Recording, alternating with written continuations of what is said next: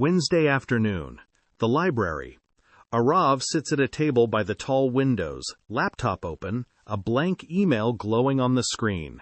In the to-line, Professor Walker. He has a problem, a project deadline he can't make, a long story, a rough week, and he needs to ask for a few more days. 3 weeks ago, this email would have terrified him. But now? Now Arav is confident. Now Arav knows how Americans actually talk. So he types fast and easy, the way he's learned all semester. Hey, Professor Walker, what's up? So I can't make the deadline. Would you mind giving me a hand? No worries if not. Catch you later. His finger moves toward send. Whoa, whoa, whoa! Sophia, next to him, has looked up from her own laptop and gone slightly pale. Let me see that. She reads it. Her eyes widen. Arav, you cannot send that to a professor. And Arav, who spent 10 weeks learning to stop being stiff, to loosen up, to sound like a real person, feels the ground shift under him. Everything he learned is wrong here? Welcome back to Think in English with 1,000 chunks. One story, one situation, 5 chunks of real English. This is Arav, and today, in the last episode of his first 10, he learns the thing that ties it all together. How to write a professor, and the one skill that matters more than casual or formal. 5 chunks, let's go. Casual is a tool, Sophia says, pulling her chair over. It's the right tool for friends. But a professor? That's a different room, different clothes. She points at, would you mind giving me a hand? Too casual, too buddy. Try this. I was wondering if it might be possible to have a short extension. I was wondering if. This is the polite, formal way to ask for something. It's soft. It's indirect. It doesn't demand. It wonders, out loud, gently, and it gives the other person all the room in the world. I was wondering if you had a moment. I was wondering if we could reschedule. I was wondering if it might be possible to. Notice how it steps back, almost bows a little. That's exactly the respect a professor's inbox expects. Arav deletes "would you mind," types it in, and already the email sits up a little straighter. It's strange, he thinks. For 10 weeks he's been running away from formal English.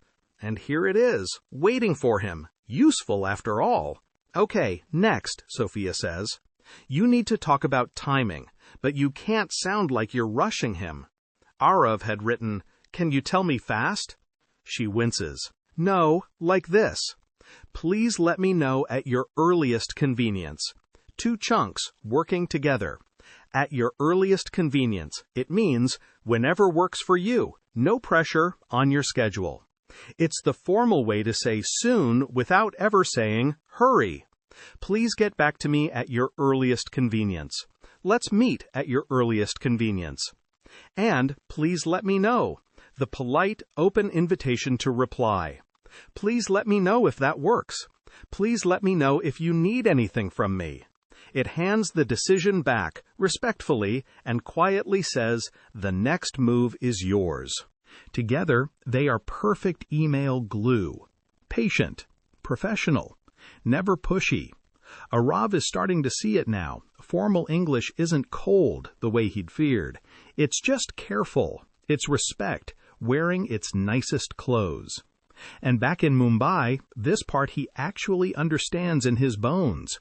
Respect for a teacher was the first thing he was ever taught. The feeling isn't new, only the words are. The email is taking shape now, careful, clean, grown up. But it's missing something, warmth, a reason for the professor to want to say yes. Add gratitude, Sophia says, but not the casual kind.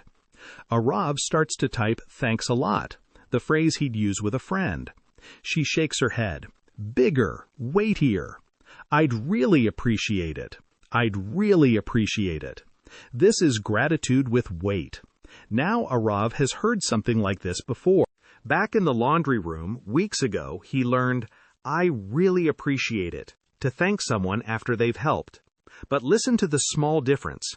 I would. I'd really appreciate it reaches into the future. It thanks someone before they've said yes for a favor they haven't done yet. It's the gentle pressure of kindness. I would be so grateful if you would.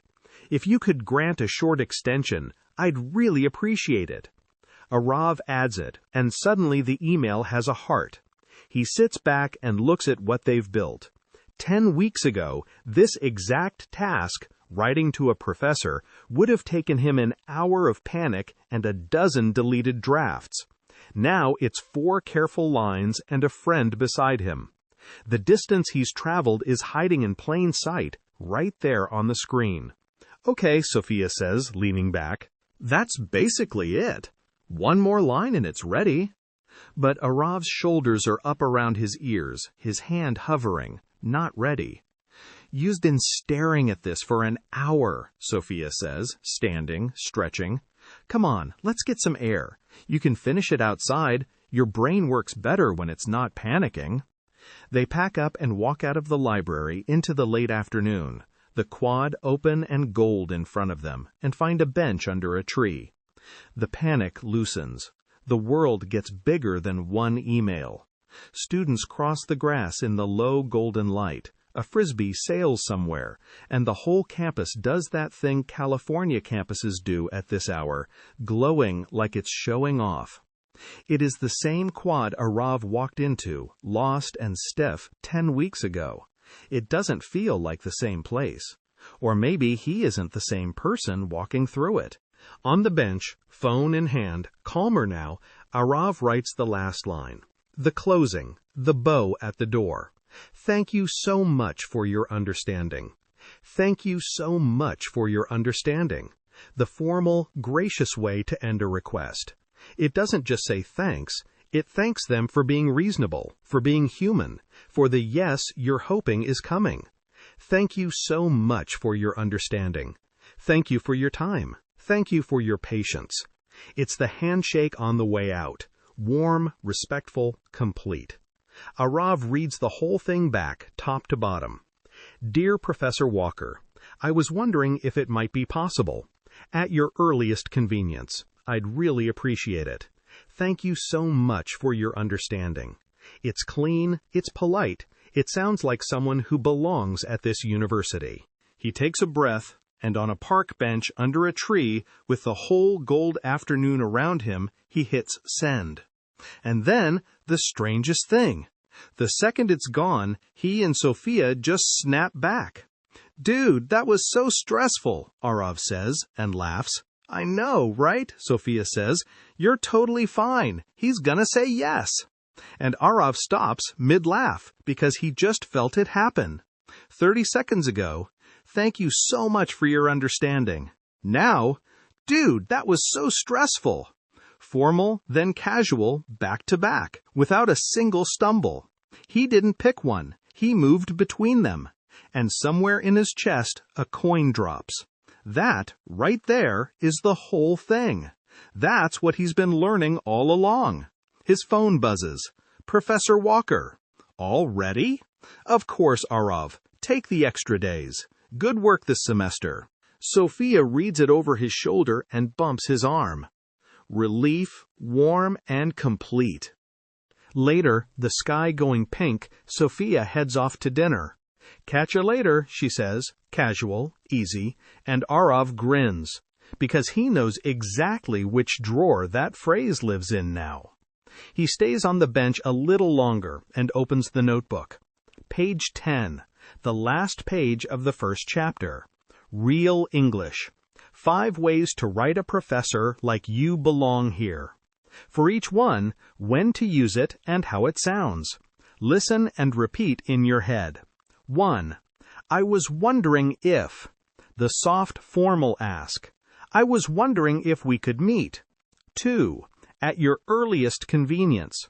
Soon, without hurry. Please reply at your earliest convenience. 3. Please let me know. The polite invitation to respond. Please let me know if that works. 4. I'd really appreciate it. Gratitude, before the yes. If you could help, I'd really appreciate it. 5. Thank you so much for your understanding. The gracious close. 5 chunks. 1 email. 1 professor who said yes. Yours now. Keep them close for every inbox that scares you a little. The ones where getting the tone right matters as much as getting the words right. And here, at the end of 10 weeks, is the thing underneath all of it. When Arav landed in California, he was too formal, stiff, careful, a walking textbook. So he learned to be casual, to loosen up, to sound like a real person. And today he learned the last piece. It was never about picking one. Real fluency is knowing which one the moment needs, friend or professor, taco stand or inbox, and moving between them without fear. 10 weeks ago, this was a place he was staying. Tonight, notebook full, a friend who reads his emails, a professor who knows his name, it's a place he lives. Now open the comments, pick your favorite chunk from today, and write 1 sentence with it. Your sentence, your English. I read every single one, and thank you, really, for walking through these first 10 with Arav. This is only the beginning of the 1,000. Next time, the little word you say way too much, the one that quietly makes you sound unsure of yourself. Arav learns to stop apologizing for everything. Subscribe so you don't lose Arav on his way to 1,000. See you in episode 11. And remember, don't just learn to be casual or formal, learn to choose.